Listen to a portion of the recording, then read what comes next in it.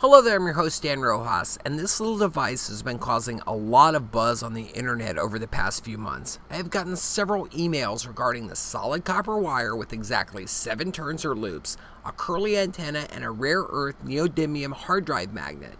If you mount the magnet against the coil using only hot glue, you get exactly 5.9 volts of electricity with enough current to power a light bulb or small motor. With all the great minds of the world in history, why has no one thought about this before, and exactly how does it work? Our planet is constantly bombarded with charged particles from the sun in the form of solar wind. In the early 20th century, radio towers popped up all over planet Earth, soon broadcasting tons of energy into our atmosphere. Deep space is also constantly showering us with lots of energy in the form of cosmic rays, high and low energy neutrinos, and other charged particles. While most of this is redirected by the Van Allen radiation belt, many particles make their way through to us on planet Earth. So again, why has no one done this before? Is this the big conspiracy we have all known about for years? There is one device very similar to this. It has a strong magnet, several hundred coils of copper wire, and you have them all over your house. It's called a speaker. Inside a speaker is a magnet and a voice coil.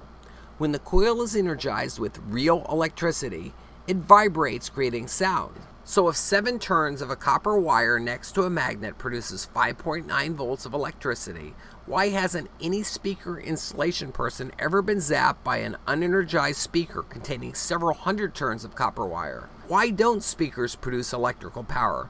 Actually, speakers do, but it does not fit the free energy category as sound waves are required. It's called a microphone. A speaker is basically a moving coil microphone in reverse. When sound waves impact the receiving membrane, it vibrates, causing the coil to move up and down inside a magnetic field, producing current through electromagnetic induction similar to a Faraday flashlight. This tiny current is then amplified with additional real electrical current to move larger speakers, creating loud sound. So a device like this with no moving parts can produce 5.9 volts? One problem with the free energy flying all around us. These sources, with the exception of solar panels that use light in the form of photovoltaic, would produce alternating current or AC output. Tesla and anyone who has tapped into the energy all around us knows that you need a rectifier to convert the energy that is present in the form of AC to storable DC. They also know that voltage will be very small and varying. It will not be a constant 5.9 volts. So here we are, only a magnet, some hot glue, and a copper coil. In a previous video, I was drilling hard drive magnets, illustrating some of the interesting results. My goal was simple.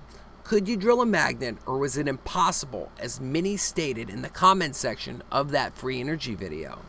A drill bit designed for glass did the trick. But why drill a magnet in the first place? The answer? 5.9 volts. This is a small 3-volt watch-style battery. When you place 2 of them in series, they produce 6 volts. In this case, 6.1 volts. If you place one battery face up and the other battery face down on a rare earth magnet, just like any conductive material, the voltage will be in series.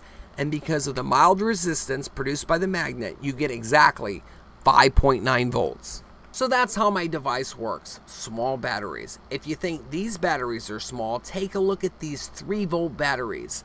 There is 15 volts of potential energy here. Place 2 in series, a little hot glue, and wait a minute, that continuous copper wire would produce a dead short. Exactly, another reason why this free energy device cannot work. You need a break somewhere in the wire to designate the anode and cathode, or like most common direct current DC devices, you would get a dead short. This is where the curly little antenna comes in. This wire may look continuous, but it's not. The antenna creates our illusion. So that's how it was done. In fact, you can see a tiny wire through the hot glue in part of the free energy video. While I currently believe that free energy from unknown sources is 99.9% not likely, I am open-minded. Place a video on YouTube, take your apparatus apart, and move the magnet closer. Surely there's no magical power from hot glue. Since these would cost you less than $1 a piece to make, batteries not included, you could sell them on the internet. With a return policy, of course. I'm your host, Dan Rojas. Thank you for watching and enjoy our videos.